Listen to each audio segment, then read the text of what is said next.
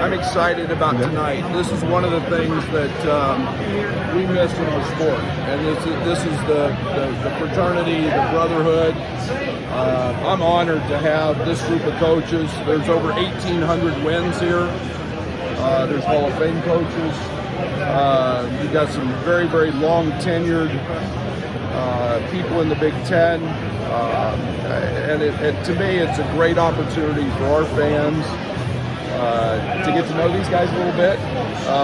And yet we all serve on a platform and help with a cause that means so much. Every one of these guys is very, very active in Coaches versus Cancer. Every one of these coaches is supporting it at their own levels in their own communities. To bring them here and have them come here, I think speaks volumes. I hope tonight's about fun, as well as literally raising a lot of money for cancer. And cancer's touched all of us. The coaching fraternity is very close-knit, and it means a lot to me to bring this group of guys here.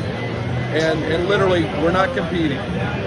We're enjoying a night for a great cause that helps a lot of people. And everybody sees us go at it for 40 minutes, and we talk recruiting, and we have recruiting battles. And yet they understand, and I hope they understand, there's a much bigger side to all of us as people. And we've got a platform, and so I'm elated to have this group here. Obviously, Tom's a Hall of Fame coach, and Matt has been in the league for so long. Fred's an NBA coach, and by far and away the best player of all of us. And then you bring Fran, one of the elite coaches in college basketball, and so my hat goes off to them to take their time to come here and help us support a great cause, and then also to just have fun and let's be together. And it's a great group in the Big Ten, and I'm excited for this evening. Coach, with the two transfers you just announced, was there a common thread there? Some specific things you were looking for? Yeah, I think we've obviously wanted to get a little bit older, and I think experience was vital. I think you're looking at Marcus, with he averaged 35 minutes a game for 4 years. You're talking about a guy who's played a lot of games. He's very versatile. That was very important.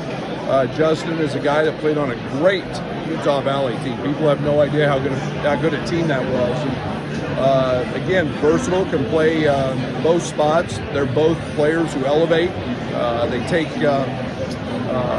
have the ability to pass it. They have the ability to score it. Marcus is a 1,600-point scorer in his career, and has done it in a lot of ways. They can both shoot it, and they can both play a ball screen. So we're very excited about both of them, and they've got great toughness and grit, and again, a lot of experience there that was a priority for us. Are you recruiting for a certain type of play with them, or did you just recruit talent and you'll figure it out? No, there's a certain way that we want to try to play, and I think Marcus is a guy that has versatility. That he was involved in a lot of post-ups. We can put him in that situation. He's an unbelievable passer, but yet he's a guy that can really shoot it. And I think as he gets more reps from three, he'll become a high 30s, low 40% three-point shooter. And Justin's just a grinder, man. He's just gritty, tough, plays in ball screens, aggressive downhill guy, can guard anybody on the court, takes a lot of pride in that. And again, and both of them have the ability to play with the ball and make plays. So great to have them. I'm excited to coach them, and I think they're both really excited to be part of our program. Yeah, very. A lot of similarities with Thomas. We did a lot of the same things. Thomas was a matchup problem throughout his whole career, and yet Marcus is a guy who's brought the ball up the court. He's a guy that plays in post-ups. I love that versatility.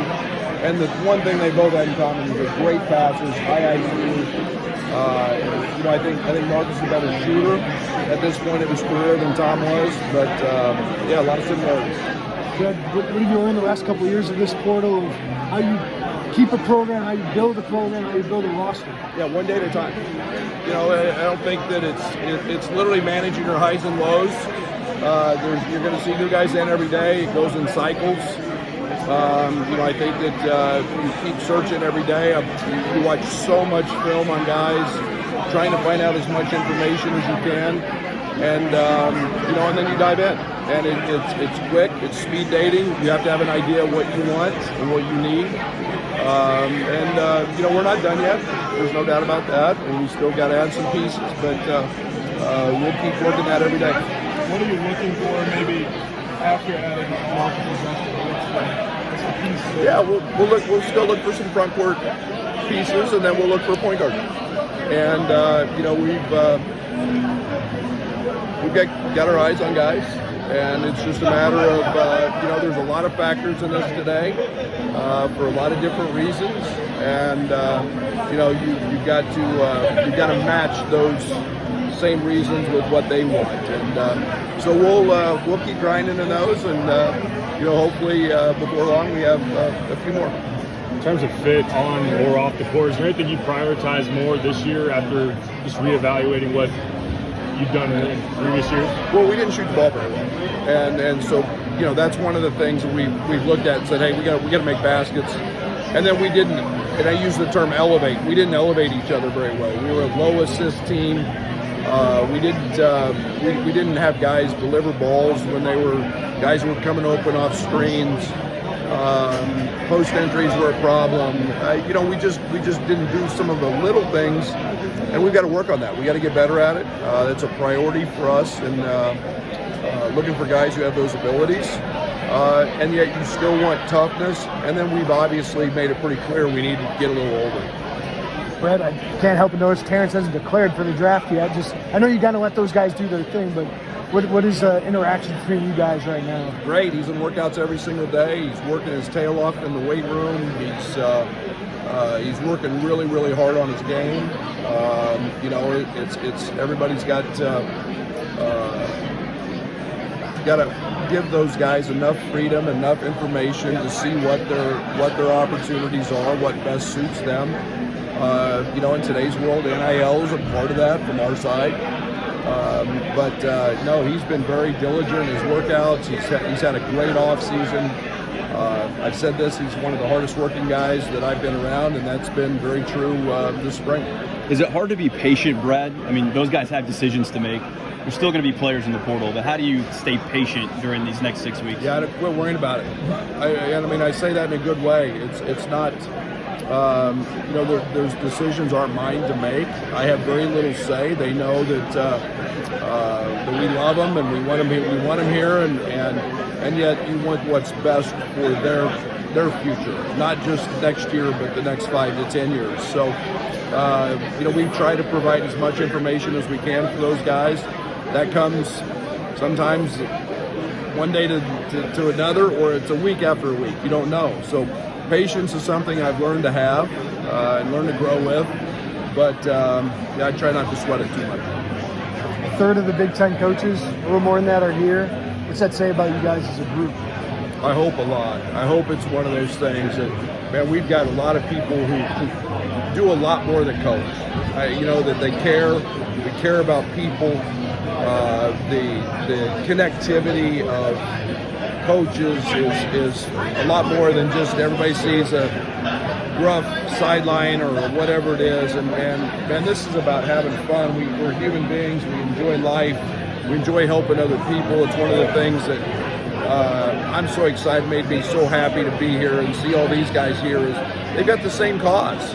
And we're here for something that is much, much bigger than the wins or losses of a basketball game. It's saving lives, and yeah, I told everybody you got one job when you're here, and that's have fun. And we don't get to do that enough anymore, in my opinion. And so for this group to come here means a lot, and I think they have tremendous respect for our program, our fans, and we're gonna have fun with it.